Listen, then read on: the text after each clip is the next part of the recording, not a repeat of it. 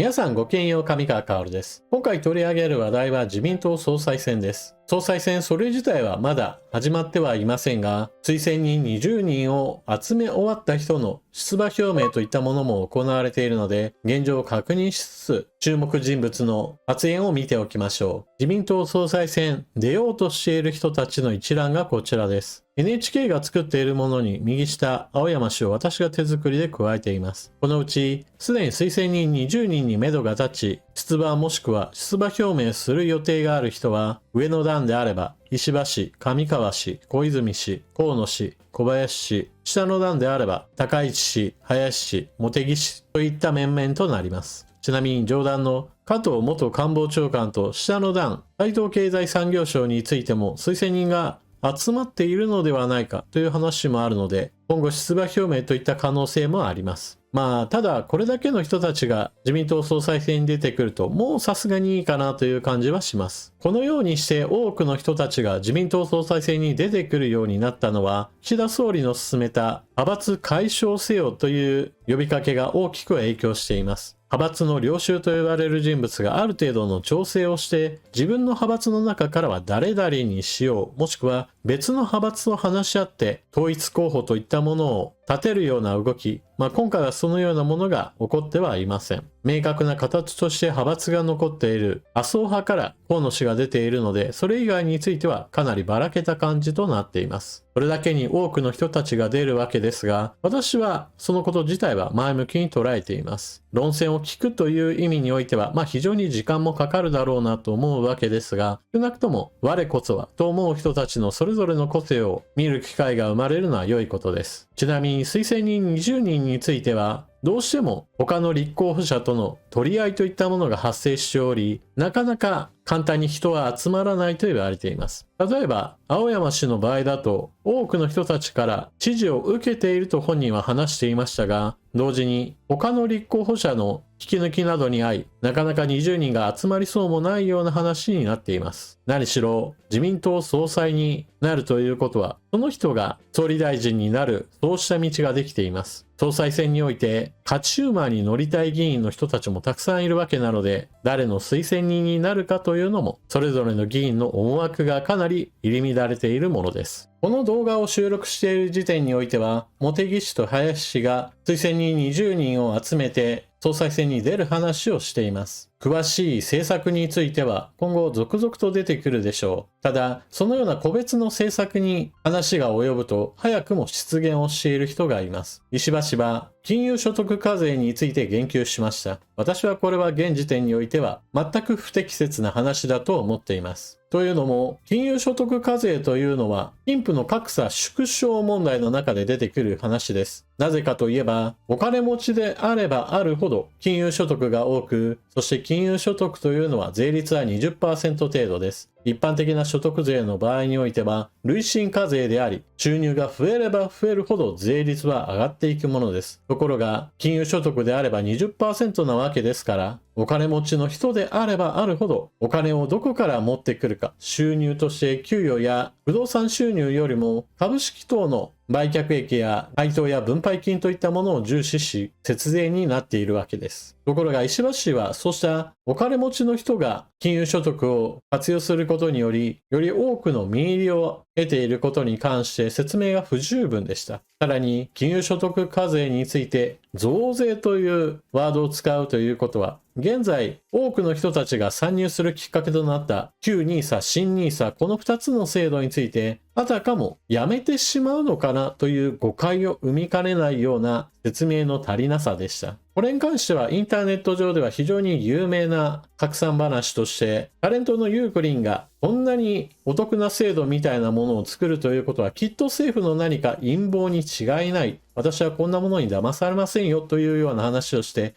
その気持ちもわかるとして非常に広く拡散されました。石破氏の発言というのはそのような政府への不信感に合致するような話をしてしまったわけです。ちなみに1億円の壁どんなものかについて少し解説を加えておきましょう。一般的に多くの人たちが企業に雇われて給料をもらうという収入の形となります。この場合、収入が上がれば上がるほど、累進課税によって税率は上がっていきます。この左の図はそのことを表しているものです。収入が200万円、300万円、400万円、500万円と、だんだんと所得税の平均負担率は上がっていきます。ところがそれが途中から逆転するのです。このグラフでは、5000万円から1億円以下の 27.9% を頂点として、それ以降の収入が上がれば上がるほど逆に平均負担率が下がっていく現象が起こっています。収入50億円を超え100億円以下の人たちの所得税の平均負担率は 16.1%。これは1200万円から1500万円以下の人たち 15.5% と非常に近いものとなっています。このようなことになっている理由というのが、お金持ちの人たちはより多くのお金を金融所得から得ていて、そのために税率を低く抑えることができているという問題があるのです。そのために格差是正のためには、この高額所得、しかも金融所得を非常に多く持っている人たちからどのようにして課税するかという話が出てくるわけです。確かにお金持ちの人たちであれば、株の売買やもしくは大量の株を持っていることによって配当金が非常に大きくなるといったことはあるでしょう。それに伴って税率が低く抑えられて、お金持ちの人たちがもっとお金持ちになるというのが加速してしまうという問題は間違いなくあります。しかし、そのことについて言及するのであれば、私はもっと違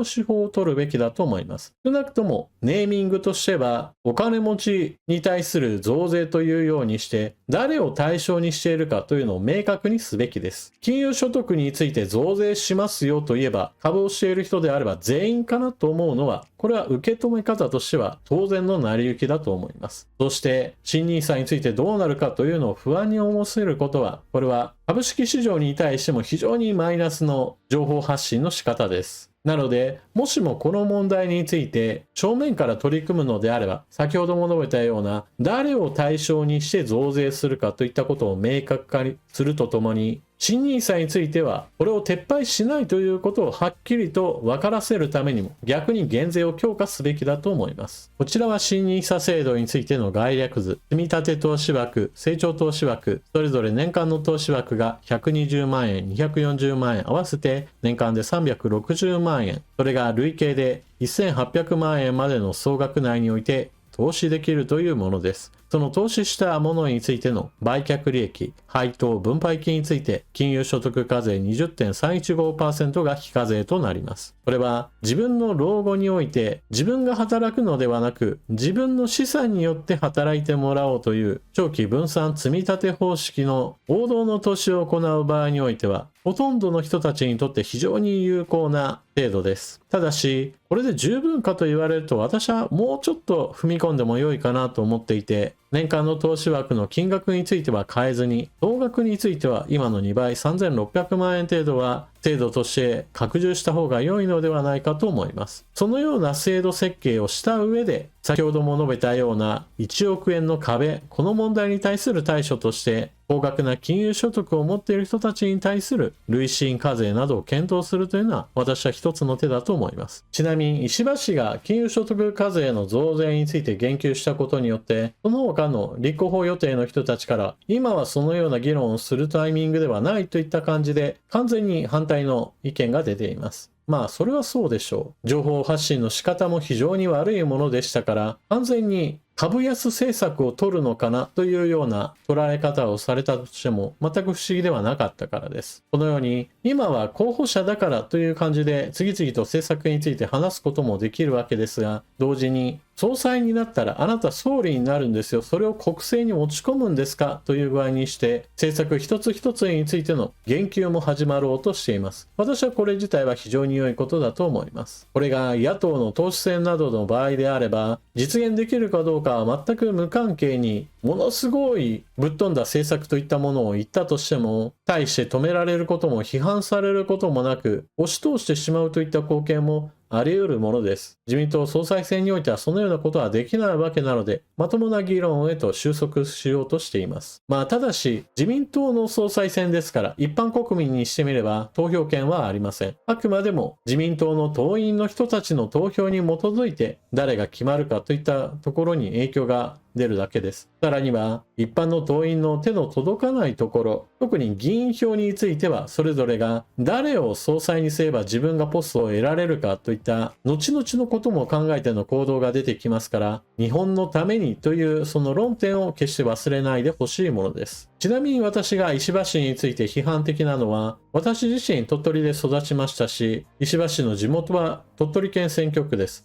それだけに、この人は別に総理総裁の器ではないなと思うからです。地元の議員だからということで、かなりエコひいきされて地元では報道されるわけですが、そういったものの見方で、地元選出の議員に総理総裁になってほしいなと応援するやり方というのは、私は全くもって論外だと思っています。推薦人20人が集まり、さあ立候補するぞという時には、合わせてそれぞれの立候補者がどんな政策を打ち出してくるか、それには当然のように賛否両論巻き起こるはずです。これからが論戦の本番ですから、継続して注目していきましょう。というわけで今回の動画はここまで。最後までご視聴いただきありがとうございました。動画が見終わった方は評価ボタンのクリックとあなたの感想コメントをぜひともよろしくお願いします。人によって誰を推しにしているかというのは当然のように違うわけですが、コメントの書き方としてはぜひとも自分だったらこの人がいいなという書き方をしてもらえると、変に争いも起こらずにコメントできると思います。私自身も今回の動画では石破氏の政策について批判しているわけですが、少なくとも誹謗中傷にならないように気をつけています。インターネット上では匿名を理由にして批判ではなく誹謗中傷をナチュラルにしてしまう人たちが結構いるので、この点については私自身も気をつけていかなければならないと思っています。それでは次の動画でまたお目にかかりましょう。またね。